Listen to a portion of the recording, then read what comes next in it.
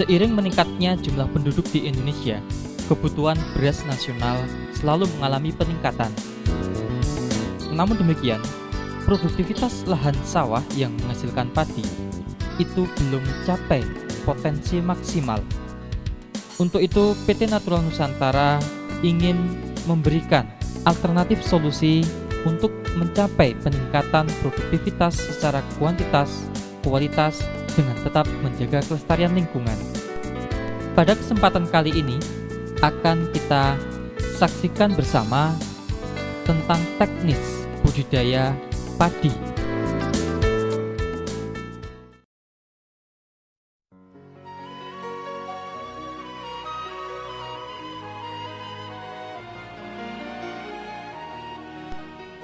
Sebagai persiapan awal, kita siapkan pembuatan persemaian.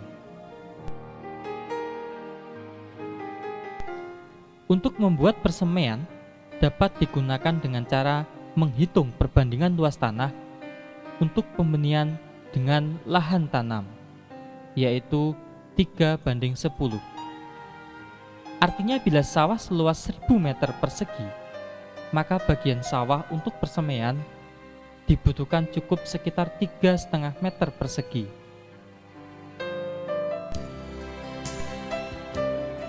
Setelah lahan persemaian jadi, biarkan kurang lebih 1 minggu, baru benih disebarkan. Langkah berikutnya adalah mempersiapkan benih. Siapkan benih sesuai dengan jenis yang dikehendaki. Dan kalau bisa, jenis padi yang bersertifikat. Sebelum benih direndam, terlebih dahulu alangkah baiknya benih kita keringkan di bawah panas sinar matahari kurang lebih setengah hingga 1 jam. Sambil menunggu pengeringan benih, kita siapkan air secukupnya dan ditaruh dalam ember. Lalu kita masukkan pupuk organik cair NASA dengan dosis 2 tutup per 10 liter air atau 20 cc per 10 liter air.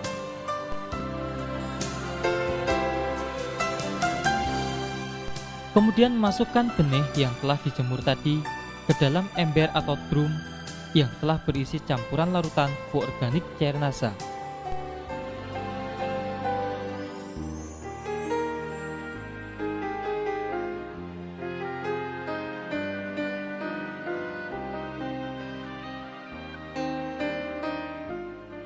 Rendamlah selama kurang lebih 1 malam.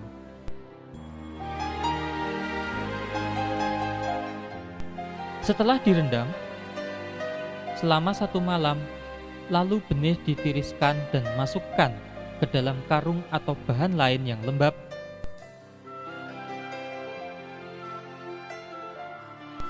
Kemudian diperam selama 1 hingga 2 malam.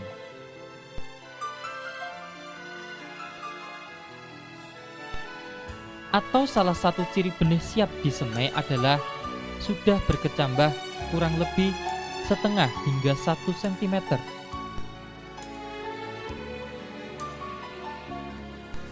Sedangkan bekas air rendaman jangan dibuang, karena nanti dapat digunakan untuk menyiram lahan persemaian.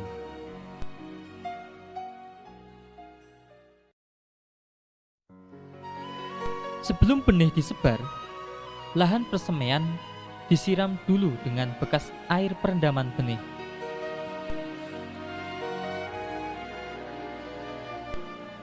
Baru kemudian sebarkan benih yang telah diperam tadi yang sudah mulai berkecambah secara merata ke lahan persemaian.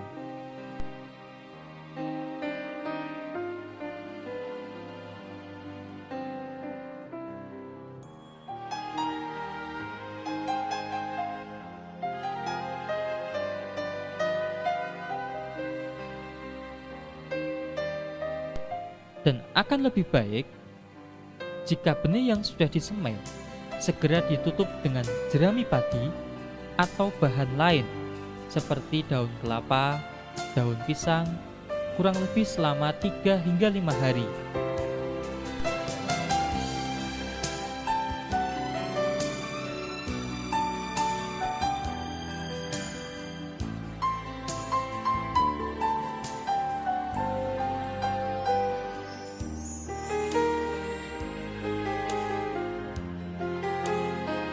Setelah 3-5 hari, kira-kira benih sudah tampak tumbuh merata, jerami tersebut segera dibuka dengan hati-hati agar bibit padi tidak rusak.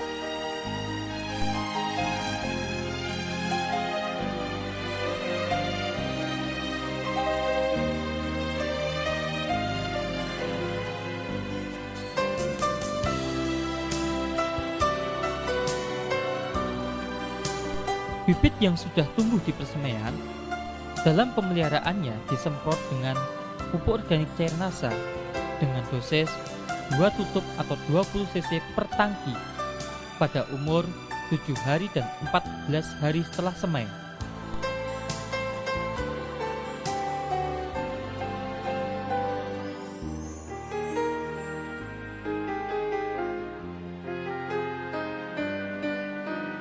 Pada saat penyemprotan pupuk organik cair NASA, akan lebih baik jika dicampur dengan BVR untuk membantu mencegah atau mengurangi serangan hama penggerek batang.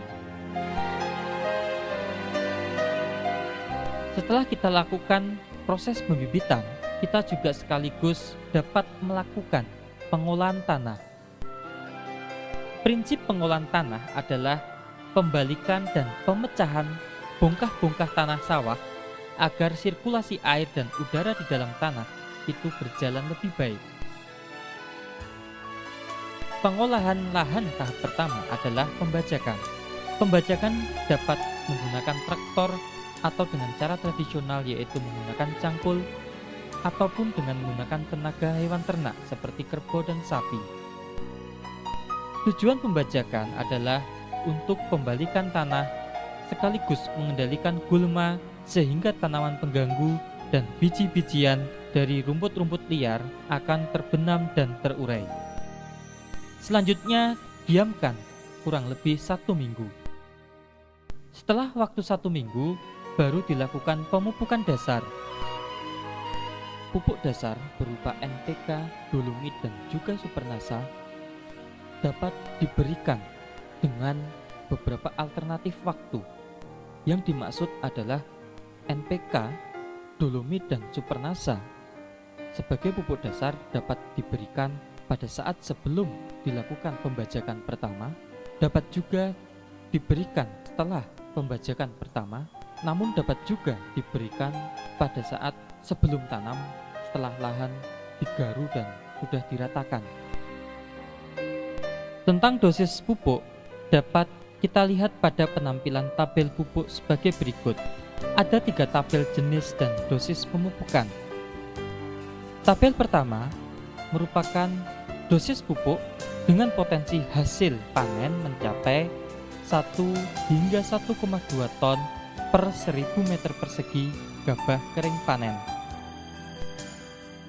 Pada tabel pertama, urea sebanyak 18 kg per 1000 meter persegi, ZA 2 kg per 1000 meter persegi, SP36 12,5 kg per 1000 meter persegi, KCl 10 kg per 1000 meter persegi. Sedangkan dolomit adalah 25 kg per 1000 meter persegi. Tabel kedua yaitu dosis pupuk dengan potensi hasilnya 0,8 hingga 1 ton per 1000 meter persegi gabah kering panen. Pada tabel kedua, dosis urea 7,5 kg per 1000 meter persegi, SP36 14,5 kg per 1000 meter persegi. Sedangkan tabel ketiga, potensi hasilnya mencapai 0,6 hingga 0,8 ton per 1000 meter persegi gabah kering panen. Adapun tabel yang ketiga, dosis urea 6 kg per 1000 meter persegi, SP36 11,5 kg per 1000 meter persegi. Lahan disebari campuran pupuk dasar berupa pupuk makro dan dolomit.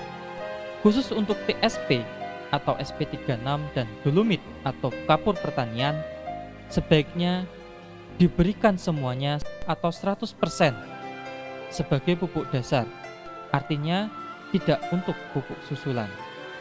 Kami tegaskan bahwa jenis dan dosis pupuk tersebut merupakan pendekatan atau hanya sekedar untuk referensi atau acuan. Artinya dosis pupuk yang ada dalam tabel tersebut tidak berlaku mutlak atau sama untuk semua tempat atau wilayah.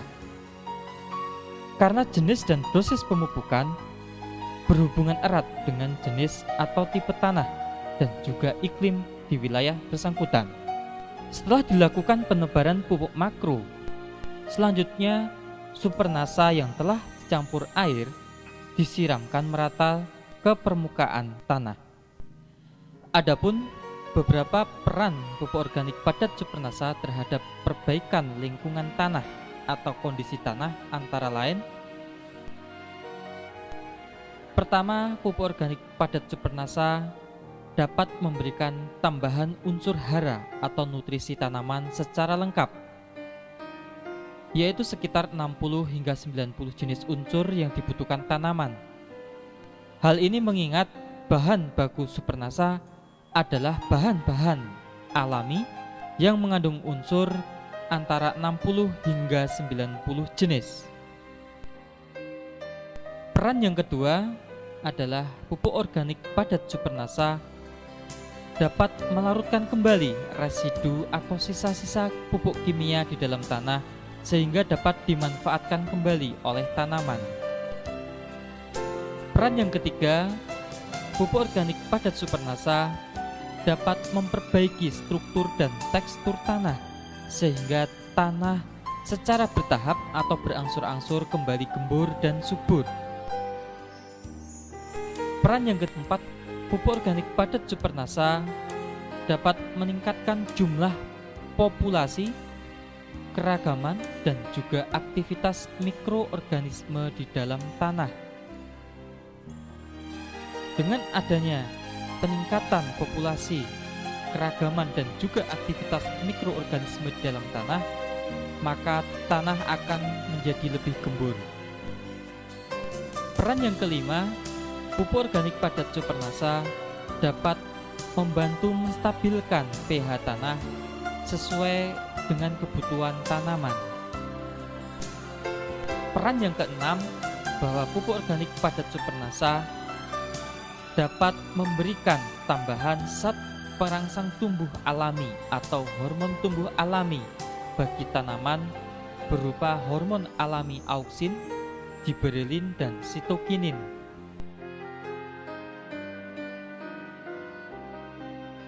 Caranya adalah bahwa satu botol supernasa terlebih dahulu dilarutkan menggunakan 3 liter atau 3000 cc air menjadi larutan induk.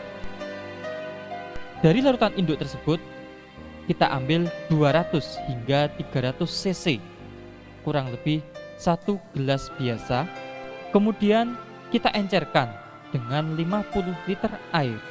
Setelah kita aduk, barulah kita siramkan merata ke permukaan lahan. Selama pemupukan dasar hingga nanti fase tanam, masukkan air secukupnya, jangan sampai melimpah ruah sehingga mengalir keluar dari lahan kita.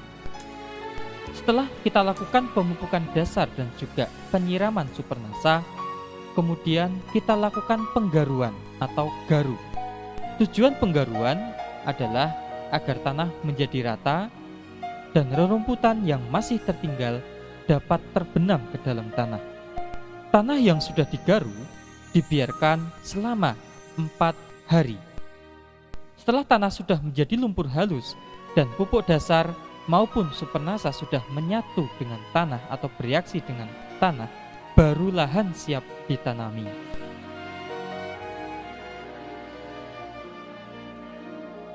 Pada proses penanaman bibit, tahap pertama adalah pencabutan bibit, atau dalam bahasa Jawa kita sebut daud bibit.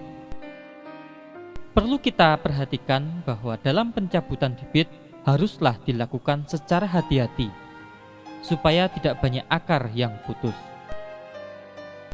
Syarat bibit yang baik untuk dipindahkan ke lahan penanaman adalah tinggi bibit sekitar 25 cm, memiliki 5 hingga 6 helaian daun, batang bawah besar dan keras, bebas hama dan penyakit tanaman, serta jenisnya seragam.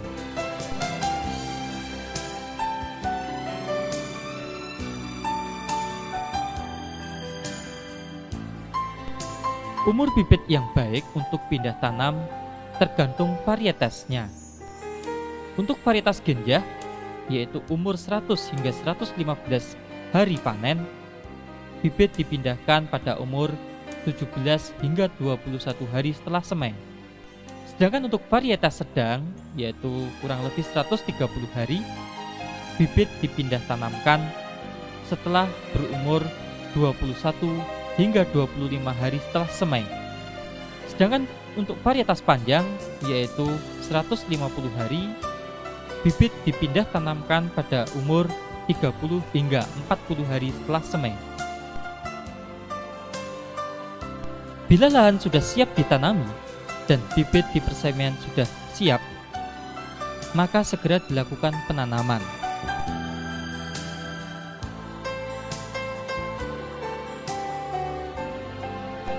Jarak tanam yang digunakan antara lain adalah 25 kali 25 cm atau 30 kali 30 cm. Dengan jumlah bibit yang dimasukkan ke dalam setiap rumpun adalah cukup 2 hingga 3 bibit per rumpun.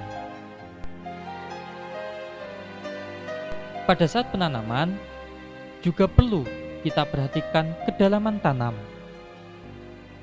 Umumnya, sebagian besar petani di Indonesia kurang memperhatikan kedalaman bibit atau kedalaman tanam.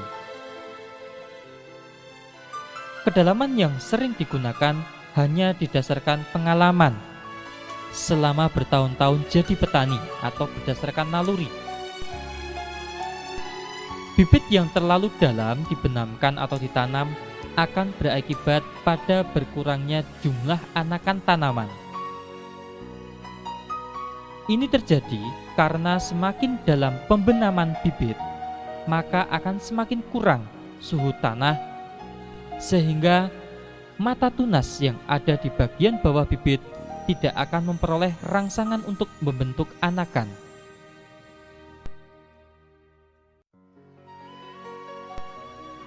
Kedalaman bibit yang baik kurang lebih 5 cm dari permukaan tanah. Tetapi karena prakteknya yang sulit, maka sebagai acuan atau sebagai pedoman bahwa bibit dibenamkan sekitar 2 buku atau 2 ruas jari tangan orang dewasa. Setelah kita lakukan penanaman, penyulaman diperlukan jika ada bibit yang tumbuh kurang baik atau mati. Sebaiknya penyulaman dilakukan hingga 15 hari setelah tanam. Fase selanjutnya adalah pemeliharaan. Pemeliharaan meliputi antara lain adalah pemupukan susulan. Pemupukan susulan untuk pupuk makro diberikan pada umur 25 hari setelah tanam dan umur 45 hari setelah tanam. Pada umur 25 hari, pemupukan susulan pertama bisa kita lihat pada tabel pertama, urea sebanyak 36 kg per 1000 meter persegi, set A 3,5 kg per 1000 meter persegi, dan KCl 10 kg per 1000 meter persegi. Pada pemupukan susulan kedua, yaitu pada umur 45 hari, pada tabel pertama, urea 18 kg per 1000 meter persegi, set A 2 kg per 1000 meter persegi, dan KCl 20 kg per 1000 meter persegi.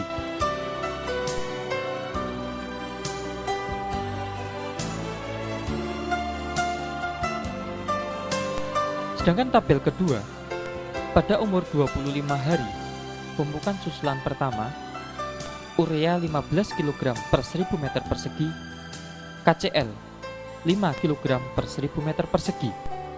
Pada pemupukan susulan kedua, yaitu pada umur 45 hari, urea 7,5 kg per 1000 meter persegi, KCl 10 kg per 1000 meter persegi.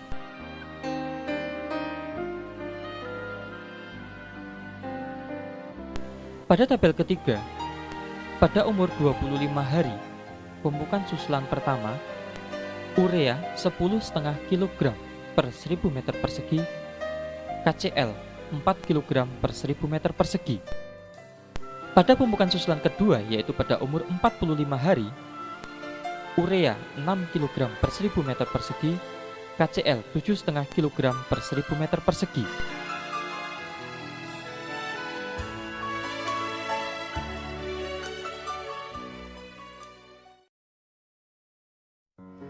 Penyemprotan pupuk organik cairnasa dan hormonik yang pertama dilakukan pada umur 15 hari setelah tanam. Selanjutnya penyemprotan yang kedua adalah 30 hari setelah tanam. Dan penyemprotan yang ketiga adalah 40 hari setelah tanam. Dengan dosis 4 hingga 6 tutup pupuk organik cairnasa dicampur dengan 1 tutup hormonik per tangki 14 atau 17 liter. Perawatan yang lain adalah pengolahan tanah ringan. Pengolahan tanah ringan ini dilakukan pada tanaman berumur 20 hari setelah tanam. Tujuannya adalah untuk memperbaiki sirkulasi udara atau aerasi dalam tanah, juga agar tanah di sela-sela tanaman akan menjadi gembur.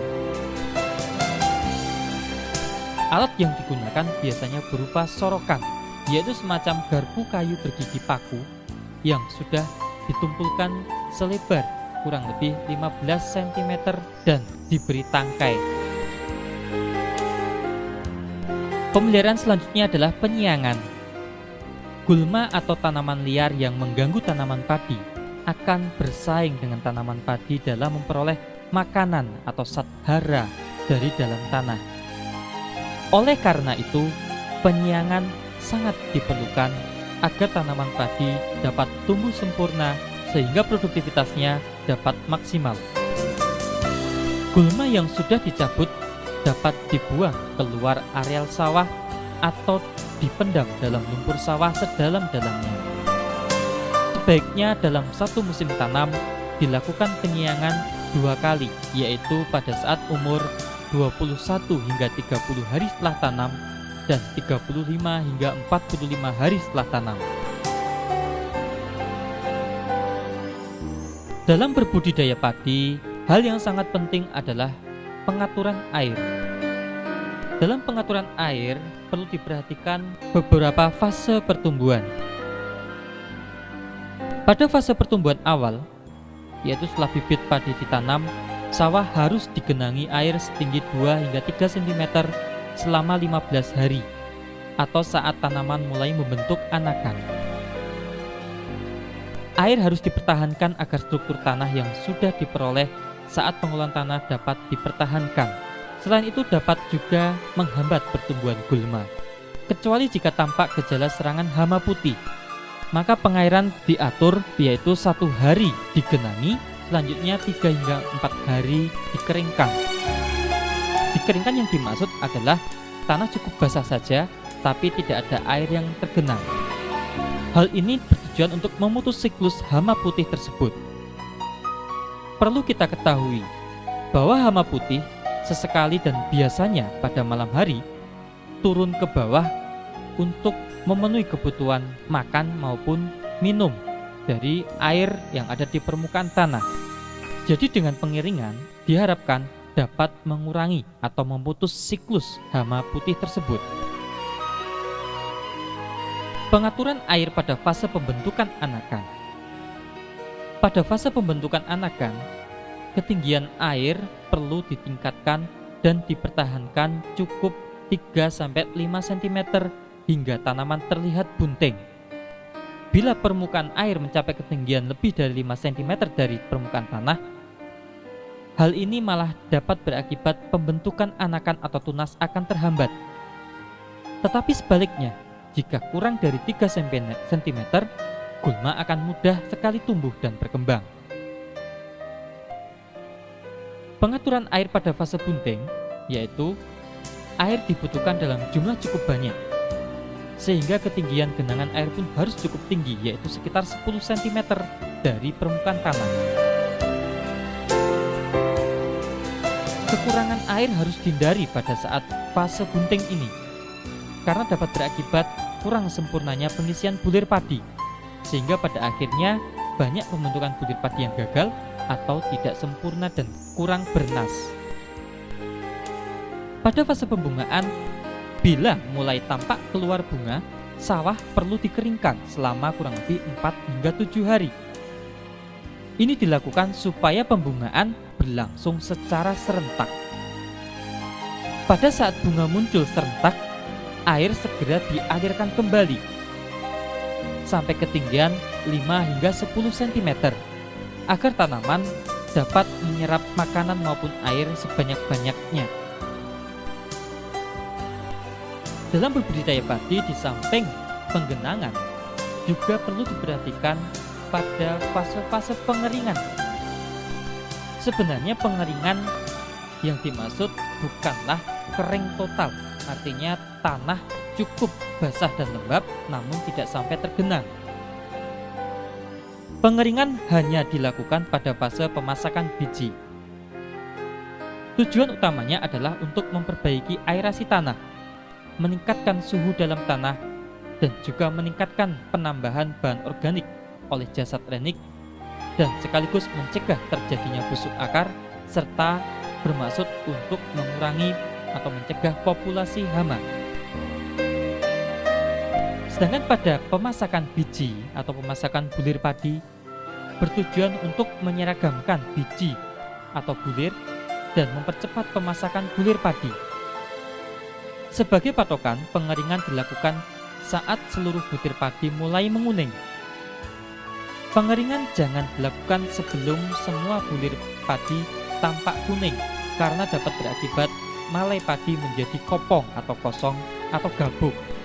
Pengeringan ini dilakukan hingga saat padi siap dipanen.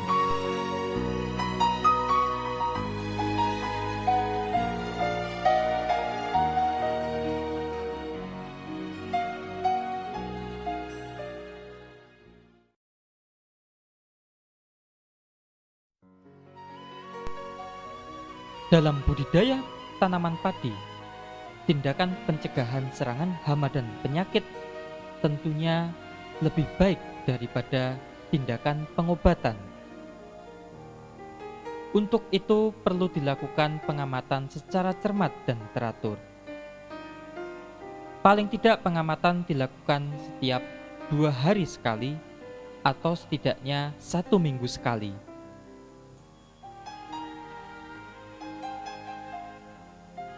Penggunaan produk-produk pengendali hama dan penyakit dari PT NASA seperti Natural Glio, Natural BVR, Pestona, dan Natural Vitura sebaiknya dilakukan sejak fase pembibitan dan juga pada fase awal pertumbuhan secara bergantian berselang-seling, atau bisa digunakan salah satu produk saja sesuai dengan jenis hama yang berpotensi menyerang. Akan lebih baik jika Natural Glio, Natural BVR, Natural Vitura maupun Pestona diberikan secara teratur 1-2 minggu sekali berdasarkan jenis hama atau penyakit yang biasanya berpotensi menyerang tanaman padi di wilayah atau lahan yang bersangkutan. Selain penggunaan produk-produk dari PT Natural Nusantara, sebaiknya juga dilakukan tindakan pencegahan lainnya. Tindakan pencegahan serangan hama dan penyakit tanaman padi juga dapat dilakukan dengan beberapa cara. Misalnya dengan pengaturan rotasi tanaman dan juga rotasi varietas tanaman padi. Dengan pengolahan tanah yang baik, pengaturan jarak tanam, penyiangan secara teratur, kemudian dengan pengelolaan air, perbaikan sanitasi lingkungan, misalnya dengan menjaga kebersihan penatang sawah, dan yang tidak kalah pentingnya adalah dengan pemberian nutrisi atau pupuk secara lengkap, cukup, dan berimbang. Adapun beberapa hama dan penyakit yang sering dijumpai menyerang tanaman padi, diantaranya adalah yang pertama adalah hama putih palsu. Hama putih palsu biasanya menyerang sejak awal pembibitan. Gejala yang dapat dijumpai biasanya ditemukan titik-titik yang memanjang sejajar tulang daun dan berwarna putih, serta dapat ditemukan ulat yang menggulung daun padi. Untuk pencegahan ataupun pengendalian, sebaiknya menggunakan natural BVR sejak pada fase pembibitan untuk mencegah atau bahkan mengurangi meluasnya ancaman serangan, dan juga dengan cara pengaturan air yang baik seperti yang sudah dijelaskan pada fase pengelolaan air. Hama yang kedua adalah hama penggerek batang padi. Hama penggerek batang padi biasanya menyerang tanaman padi dengan cara menggerek batangnya. Jika menyerang tanaman padi pada fase vegetatif atau pada saat tanaman masih muda, disebut dengan sundep. Gejalanya adalah batang padi mudah sekali dicabut dan berwarna kuning kecoklatan. Sedangkan apabila penggerek batang padi menyerang pada fase generatif atau pada saat tanaman padi memasuki fase bunting, biasanya disebut hama beluk. Gejala serangan hama beluk dapat dijumpai malai kelihatan hampa atau kosong dan mudah sekali dicabut karena bagian bawah batang digerek oleh hama beluk tersebut. Untuk pencegahan ataupun pengendalian dapat diberikan atau disemprotkan natural BVR atau Pestona.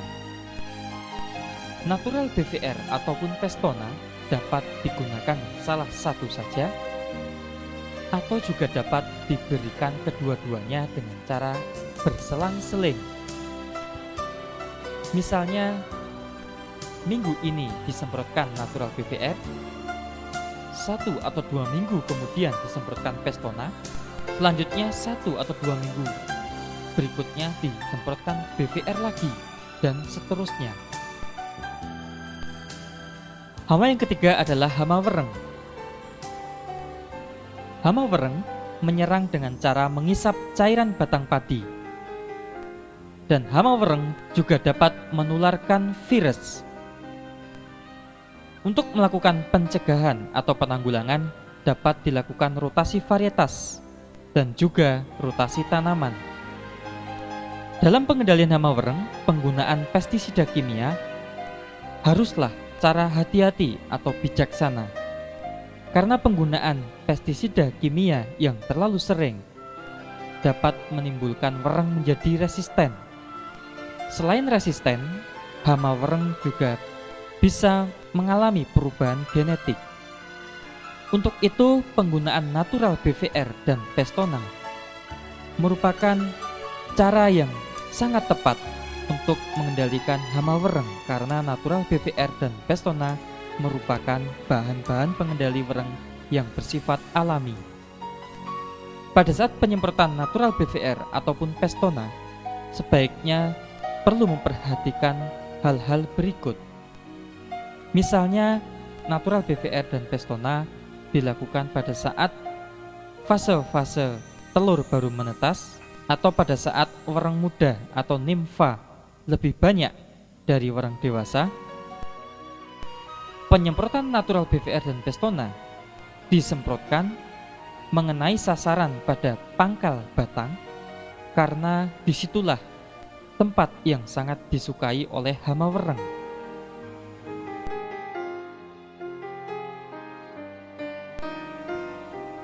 Dari kedua hama, yaitu hama penggerek batang padi maupun hama wereng, sebaiknya pada saat tanaman padi sudah terserang hama penggerek batang maupun wereng, jerami habis panen itu sebaiknya dibakar.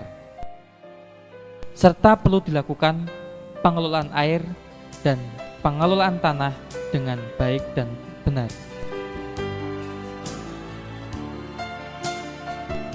Hama yang keempat adalah hama walang sangit. Hama walang sangit menyerang buah padi yang baru masak susu. Biasanya dijumpai ada bekas isapan dan bulir padi berbintik-bintik hitam. Untuk pengendalian atau pencegahan hama walang sangit, sebaiknya digunakan natural BVR atau juga dapat digunakan Pestona.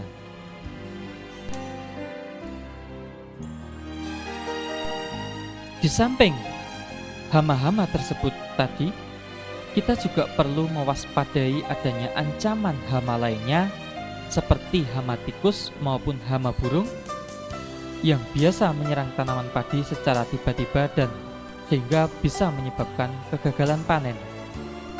Khususnya hama tikus dapat dilakukan penyebaran atau penebaran musuh alami tikus seperti burung hantu, ular, anjing, maupun kucing.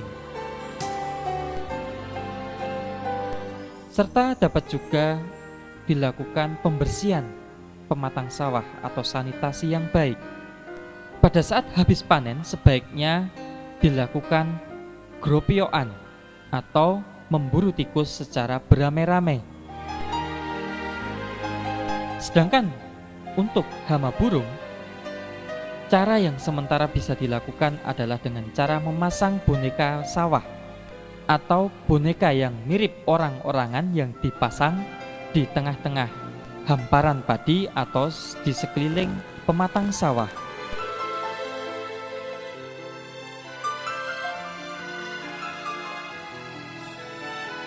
Di samping hama, kita juga harus mewaspadai ancaman serangan penyakit tanaman padi. Penyakit-penyakit tanaman padi yang perlu diwaspadai antara lain penyakit yang disebabkan oleh jamur, diantaranya adalah penyakit blas yang disebabkan oleh jamur Pyricularia oryzae, serta juga penyakit yang disebabkan oleh jamur Fusarium. Di samping itu yang juga perlu diperhatikan adanya ancaman penyakit yang disebabkan oleh bakteri Xanthomonas campestris, seperti penyakit kresek atau kresek atau penyakit hawar daun. Untuk mencegah serangan penyakit tersebut, sebaiknya diberikan nutrisi yang lengkap, cukup, dan berimbang sejak pada awal tanam. Di samping itu, harus diberikan pencegahan dengan pemberian natural glio pada saat sebelum tanam. Harus diwaspadai juga adanya ancaman penyakit tungro yang sudah terbukti sangat membahayakan pada tanaman padi. Penyakit tungro disebabkan oleh virus yang ditularkan oleh wereng hijau. Di samping penyakit tungro juga perlu diwaspadai penyakit kerdil yang disebabkan juga oleh virus, namun hama perantaranya berupa wereng coklat. Hal yang sangat penting dilakukan adalah melakukan rotasi tanaman atau rotasi varietas, pemberian nutrisi yang lengkap, cukup, dan berimbang, serta sistem tanam serempak, Dan yang terpenting mengendalikan vektornya atau hama perantara, yaitu dengan pemberian natural BPR atau Pestona yang dapat diberikan salah satu saja atau kedua-duanya secara berselang-seling 1 atau 2 minggu sekali.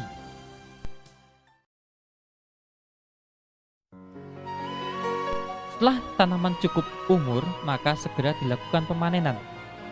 Pemanenan dapat menggunakan sabit atau ani-ani atau alat yang lain disesuaikan dengan lokasi dan juga tradisi setempat.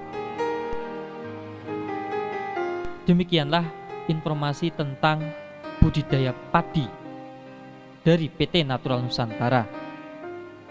Semoga informasi ini bermanfaat bagi mitra NASA khususnya dan petani padi pada umumnya di seluruh Nusantara. Terima kasih dan salam NASA.